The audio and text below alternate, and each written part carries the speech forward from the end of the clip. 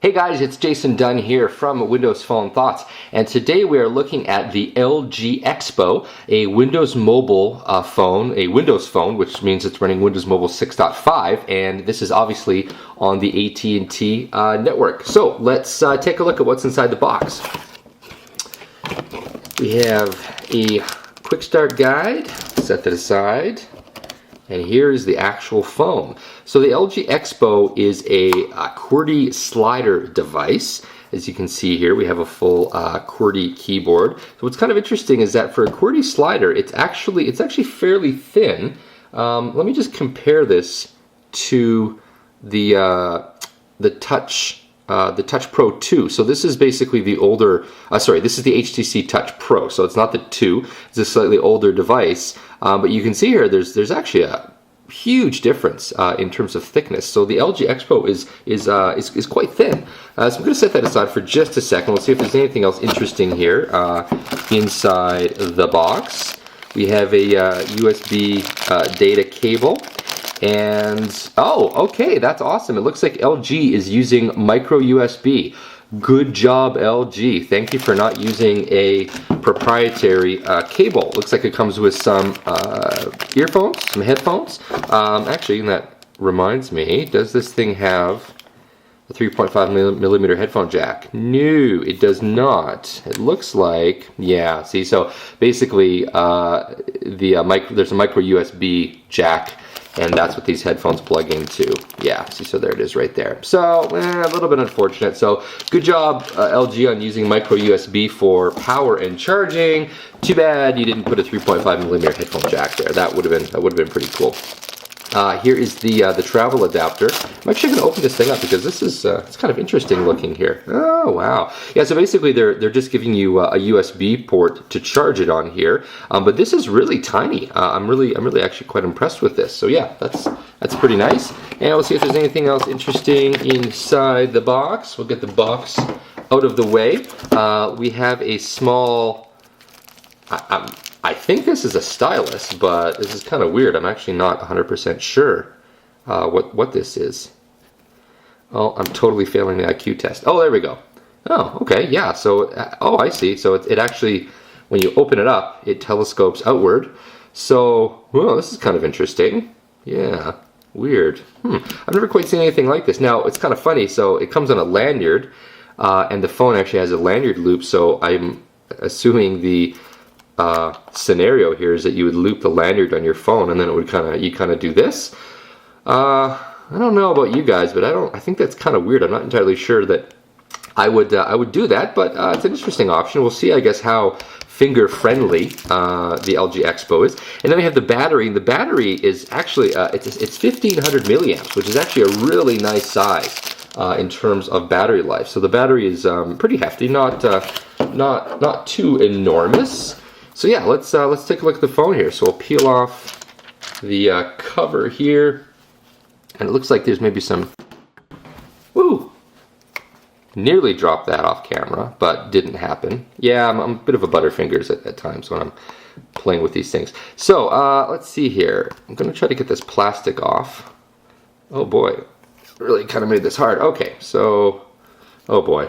All right, well, I'm going to leave that on for right now. So we'll pop off the back panel here. As you can see, there's already an AT&T SIM in here. So this is a review unit that I'm of course, taking a look at. And, oh, this is actually kind of interesting. I'm going to assume it goes in like that. Yeah, there we go. So there's the battery. Now, I believe this thing also has a micro SD card slot.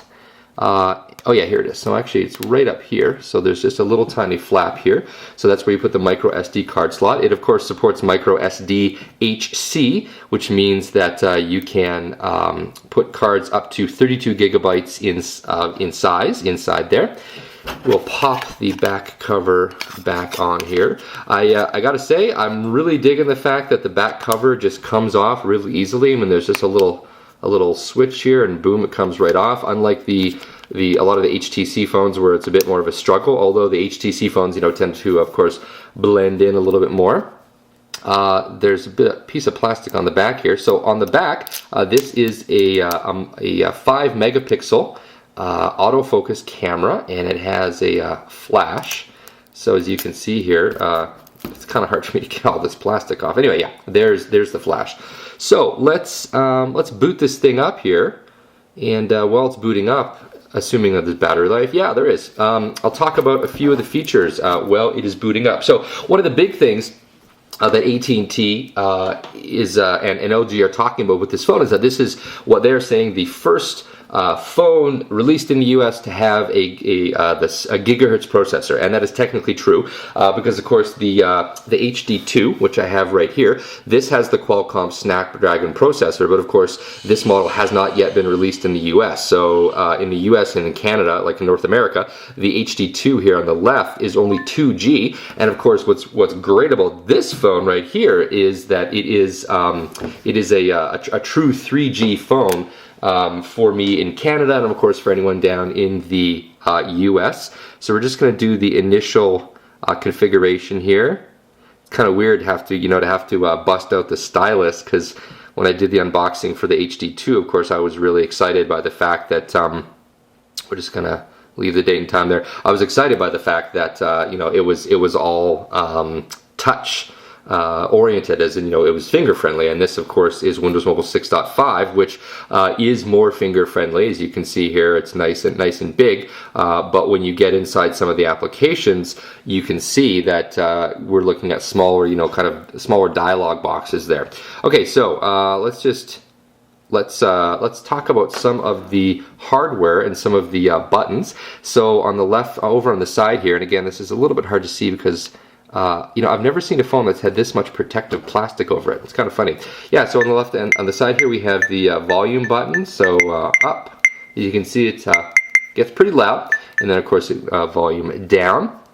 Over here on the front here we have basically the call start button. We have the call end button, and this is a back key to go back. Now this one right here is actually a biometric fingerprint sensor. So at some point I'm going to have to swipe my finger over this and enroll it. But essentially this is how you lock the phone for security purposes, and you actually just swipe your finger over the sensor and it unlocks your phone. So obviously biometric security is going to be superior to the traditional pin-based security. So it's really nice to see that included. Let me see, on the bottom here, there's nothing here other than just more of this green plastic.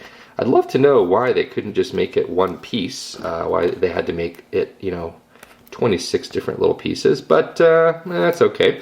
It's got to protect the chrome sides.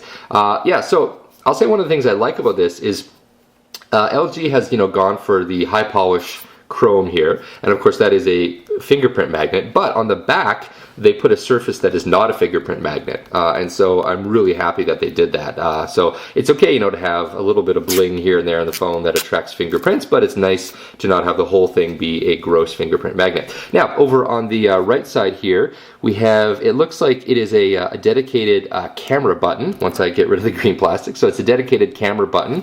You press that and the camera presumably would start up, or maybe it's something I have to program. Oh, there we go. Yeah, so there's the camera. We will just back out of that for now. Up here we have, I'm actually not too sure what this button does. It looks like it might just be a short, oh I see, it's actually a multitasking button. So it looks like that this is a button that you press and it gives you a preview of your open windows. And that's actually pretty cool. I believe it or not, I've actually thought about that on other phones, why Windows Mobile's never had a really good way for bumping between different tasks, and so that's actually a pretty cool feature. And then up top here, as I mentioned, we have the headphone jack and the sync and charge power plug.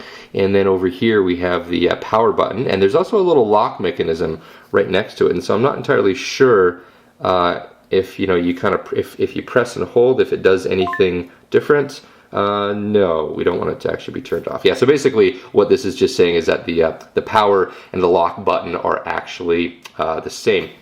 So that's it for my initial impressions in part one. I'm going to have to do a part two here because, of course, I didn't talk about the keyboard or any of the specs. So this has been Jason Dunn from Windows Phone Thoughts. Thanks for watching.